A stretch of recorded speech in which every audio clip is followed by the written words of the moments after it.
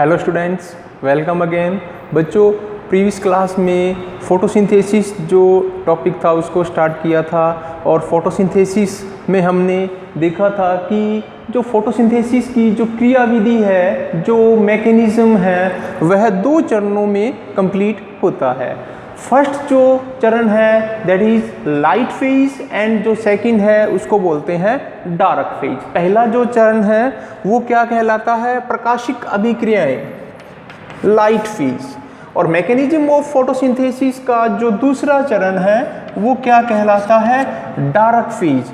तो फोटोसिंथेसिस की जो क्रियाविधि है दो चरणों में कंप्लीट होती है, लाइट फेज और डार्क फेज। लाइट फेज को क्या बोलते हैं? Photochemical reactions. डार्क फेज को क्या बोलते हैं? Biochemical reaction.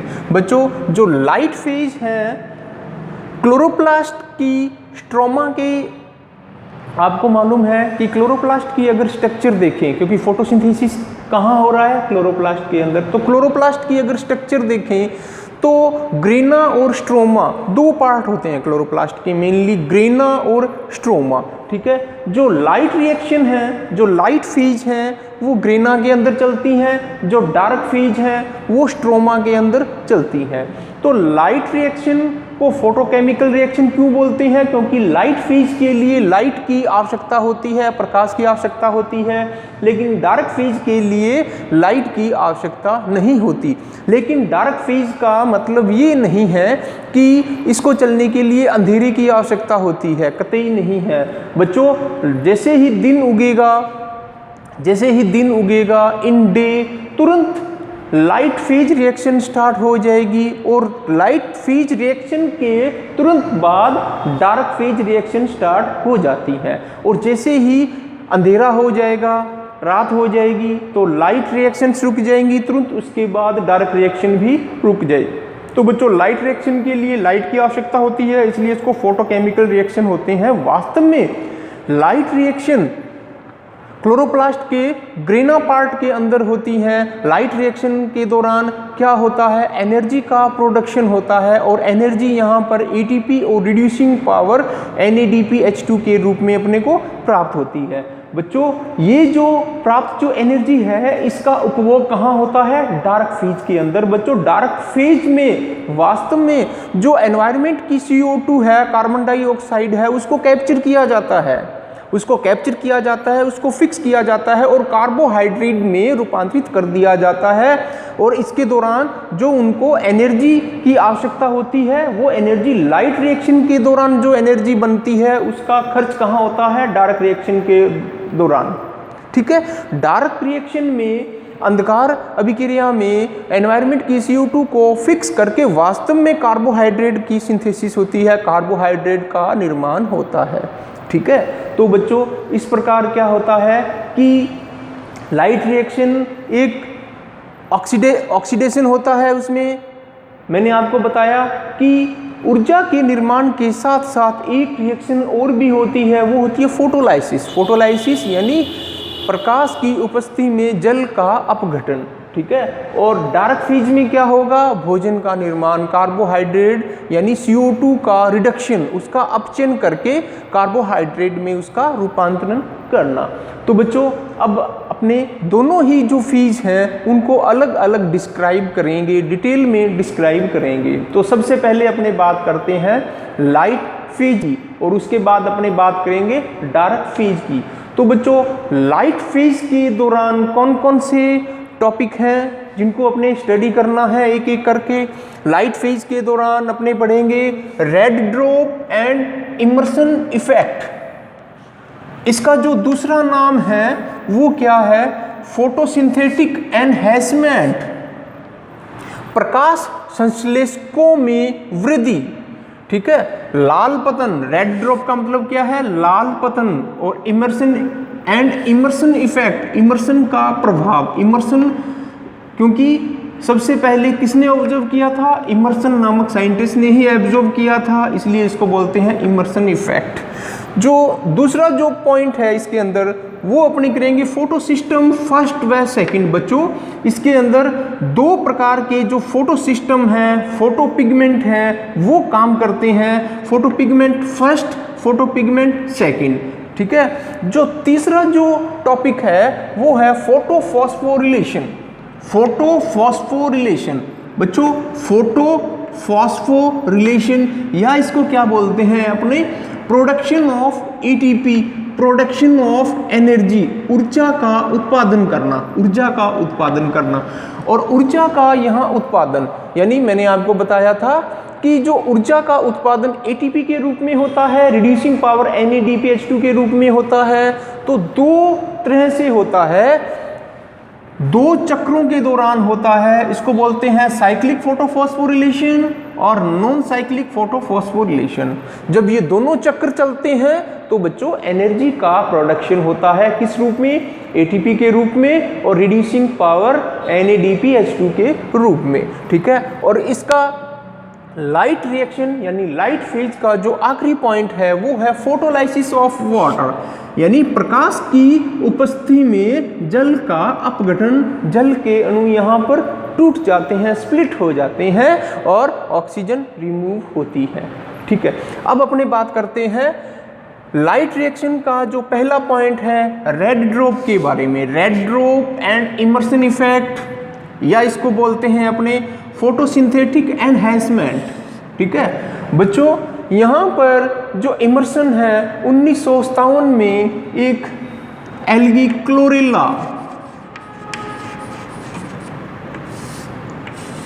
क्लोरेला के ऊपर एक्सपेरिमेंट किया।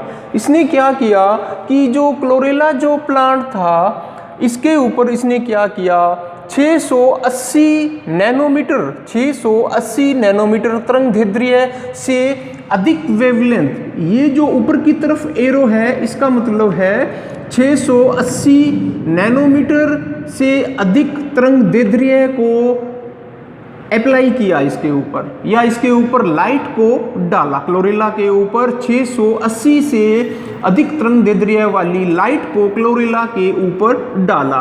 तो इसने एमर्सन ने क्या देखा कि जब क्लोरेला प्लांट के ऊपर 680 नैनोमीटर से उच्च तरंगदैर्ध्य को जब डाला जाता है तो बच्चों क्लोरेला के अंदर जो फोटोसिंथेसिस की जो रेट है वो एकदम गिर जाती है। प्रकाश संश्लेषण की दर है उसमें एकदम से गिरावट आ जाती है।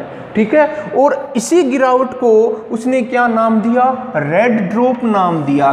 क्या नाम दिया, रेड ड्रॉप। बच्चों रेड ड्रॉप, लाल पतन, रेड इसको रेड क्यों बोलते हैं, क्योंकि 680 जो नैनोमीटर तरंगदैर्ध्य है यह रेड लाइट से रिलेटेड है।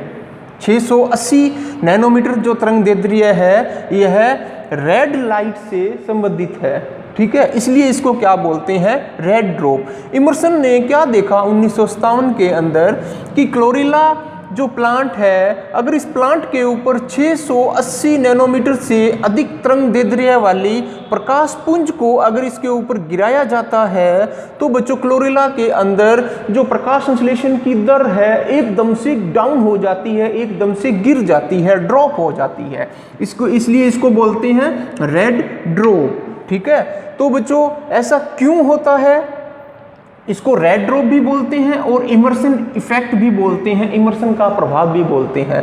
तो बच्चों प्रकाश संश्लेषण की जो दर है उसमें गिरावट क्यों हो जाती है कि 680 नैनोमीटर से अधिक जब तरंगदैर्ध्य इसको दी जाती है क्लोरेला को, तो इसमें केवल फोटो सिस्टम फर्स्ट ही इसमें एक्टिवेट होता है और केवल साइक्लिक प्रोसेस ही चलता है। बच्चों आगे डिटेल में मैं आपको साइक्लिक और नॉन साइक्लिक आपको डिटेल में समझाऊंगा। ठीक है। तो वहां आपको समझ में आ जाएगा कि साइक्लिक प्रोसेस क्या है और नॉन साइक्लिक प्रोसेस क्या है। तो बच्चों जब 680 नैनोमीटर से उच्च तरंगदैर्ध्य दी जाती है तो फोटो सिस्टम फर्स्ट ही काम करता है, साइक्लिक प्रोसेस ही चलता है। इसलिए जो फोटोसिंथेसिस, रेट ऑफ फोटोसिंथेसिस वो डाउन हो जाता है। तो उत्पाद भी अपने को क्या मिलेगा, प्रकाश संश्लेषण का जो उत्पाद है वो कम प्राप्त होगा, भोजन कम मात्रा में बनता है। क्यों बनता है? फोटोसिस्टम फर्स्ट ही काम करता है, केवल साइक्लिक प्रोसेस चलता है, इसलिए इसमें रेड ड्रॉप के दौरान अपने को क्या है, भोजन कम मात्रा में प्राप्त होता है, रेट ऑफ फोटोसिंथेसिस डाउन हो जाती है। अब बच्चों एमर्सन ने क्या किया, इसी क्लोरेला प्लांट के ऊपर 680 नैनोमीटर से कम और 680 नैनोमीटर से अधिक जो मिक्स्ड लाइट है उसको इसके ऊपर डाला। ठीक है, 680 नैनोमीटर से कम और 680 नैनोमीटर से अधिक दोनों मिक्स लाइटों को क्लोरेला प्लांट के ऊपर डाला। तो इसने क्या दिखा, अचानक से जो रेट ऑफ फोटोसिंथेसिस प्रकाश संश्लेषण की दर है तेजी के साथ बढ़ती है। एनहेंसमेंट का मतलब क्या है, बढ़ना, तेजी के साथ बढ़ती है। इसको अपने क्या बोलते हैं, एनहेंसमेंट इफेक्ट। क्या बोलते हैं, प्रकाश संश्लेषण की दर का तेजी से बढ़ना, अचानक बढ़ना, that is also called is enhancement effect. बच्चों ऐसा क्यों होता है, ये जो प्रकाश संश्लेषण की दर है एकदम से क्यों बढ़ी? क्योंकि जैसे ही क्लोरेला प्लांट को मिक्स लाइट दी जाती है, मिक्स अनुदैर्ध्य वाली तरंगें दी जाती हैं, लाइट दी जाती हैं, तो बच्चों फोटोसिस्टम फर्स्ट भी काम करता है और फोटोसिस्टम फर्स्ट के साथ फोटोसिस्टम सेकंड भी काम करता है। फोटोसिस्टम फर्स्ट और फोटोसिस्टम सेकंड दोनों ही काम करते हैं। ठीक है, तो यहाँ पर साइक्लिक और नॉन साइक्लिक दोनों चक्र ही प्रारंभ हो जाते हैं, साइक्लिक नॉन साइक्लिक दोनों चक्र ही प्रारंभ हो जाते हैं। तो बच्चों यहाँ पर जो प्रकाश संश्लेषण की दर है वो अचानक उसमें वृद्धि होती है, भोजन की मात्रा में अचानक वृद्धि होती है, इसी को बोलते हैं एनहेंसमेंट इफेक्ट, एमर्सन का एनहेंसमेंट इफेक्ट। ठीक है, अब बच्चों अपने बात करते हैं फोटोसिस्टम। फोटोसिंथेसिस को परफॉर्म करने के लिए दो प्रकार के फोटोसिस्टम, दो प्रकार के फोटोपिगमेंट काम आते हैं या हिस्सा लेते हैं। फोटोसिस्टम फर्स्ट और फोटोसिस्टम सेकंड कहलाते हैं। ये दो प्रकार के फोटोसिस्टम हैं। चलो बच्चों, दोनों प्रकार के जो फोटोसिस्टम हैं वे किन किन से मिलकर बने हुए होते हैं, उनकी अगर अपने देखें स्ट्रक्चर, उनकी देखें कंपोजिशन देखें, तो फोटोसिस्टम जो फर्स्ट है वो क्लोरोफिल ए, क्लोरोफिल बी और कैरोटीनॉइड से मिलकर बना होता है। फोटोसिस्टम फर्स्ट में क्लोरोफिल का जो अणु है वो P700 होता है। P700 का मतलब क्या है, ये रिएक्शन सेंटर है, क्लोरोफिल अणु का रिएक्शन सेंटर है बच्चों। ये जो सनलाइट की एनर्जी है उसको कैप्चर करता है, सबसे पहले सनलाइट की जो एनर्जी है उसको कैप्चर करने का काम करता है। ठीक है, और फोटोसिस्टम फर्स्ट स्ट्रोमा व ग्रेना दोनों के अंदर ही मिलता है। फोटोसिस्टम जो फर्स्ट है वो स्ट्रोमा व ग्रेना दोनों के अंदर ही मिलता है। अब इसमें आप देखो, जो फोटोसिस्टम फर्स्ट में फेरोडोक्सिन, साइटोक्रोम B6, साइटोक्रोम F और PC, प्लास्टोसाइनिन, ये एक एंजाइमों की ये एक चेन होती है। ठीक है, ये एक्सेप्टर है। सबसे पहले जो क्लोरोफिल का जो अणु है सनलाइट को, इलेक्ट्रॉन को एब्जॉर्ब करेगा और फिर वो फेरोडोक्सिन को दे देगा, फेरोडोक्सिन से फिर साइटोक्रोम B की तरफ, फिर साइटोक्रोम F की तरफ, फिर साइटोक्रोम प्लास्टोसाइनिन को दे देगा। ठीक है, तो ये एक चेन है, एक दूसरे से ये जुड़े हुए हैं। और फोटोसिस्टम फर्स्ट में फेरोडोक्सिन, साइटोक्रोम B6, साइटोक्रोम F और प्लास्टोसाइनिन मिलते हैं। ठीक है, तो बच्चों अब अपने बात करते हैं फोटोसिस्टम सेकंड की। फोटोसिस्टम जो सेकंड है only found in grana, photosystem second only found in grana. और बच्चों इसमें क्लोरोप्लास्ट, क्लोरोफिल ए भी मिलता है, ए के साथ बी भी मिलता है और कुछ मात्रा में कैरोटीनॉइड्स भी मिलते हैं। और फोटोसिस्टम सेकंड का जो रिएक्शन सेंटर है, अभिक्रिया केंद्र है, क्लोरोफिल का जो अणु है वो P680 होता है। P680 यहाँ रिएक्शन सेंटर है। ठीक है, फोटोसिस्टम सेकंड के अंदर अन्य जो होते हैं प्लास्टोक्विनोन इलेक्ट्रॉन को एक्सेप्ट करने वाला, ठीक है, साइटोक्रोम B6, साइटोक्रोम F और प्लास्टोसाइनिन, ठीक है। तो बच्चों ये जो दोनों है, ये है फोटोसिस्टम फर्स्ट और ये है फोटोसिस्टम सेकंड, ठीक है, दोनों मिलकर काम करते हैं। अब अपने बात करते हैं फोटोफॉस्फोरिलेशन या इसको बोलते हैं प्रोडक्शन ऑफ ATP।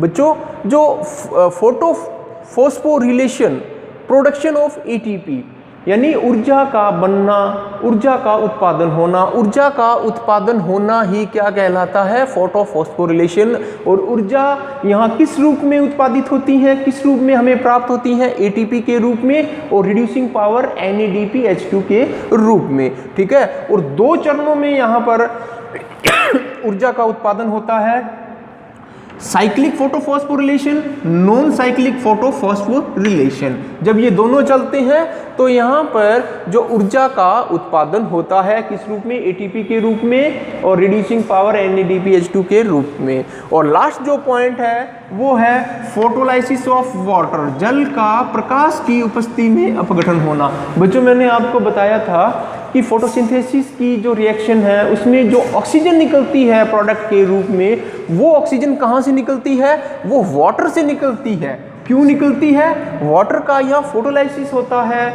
प्रकाश के उपस्थिति में जल का अपघटन होता है जिसके दौरान वाटर से जो ऑक्सीजन है वो निकलती है। और ऑक्सीजन अपने सांस में क्या लेते हैं, ऑक्सीजन लेते हैं। ऑक्सीजन यहाँ क्या करती है, एनवायरमेंट को प्योर करने का काम करती है। तो बच्चों अब अपने आगे डिटेल में साइक्लिक फोटोफॉस्फोरिलेशन और नॉन साइक्लिक फोटोफॉस्फोरिलेशन दोनों ही करेंगे और दोनों ही आपके सिलेबस के अंदर मोस्ट इम्पॉर्टेंट है।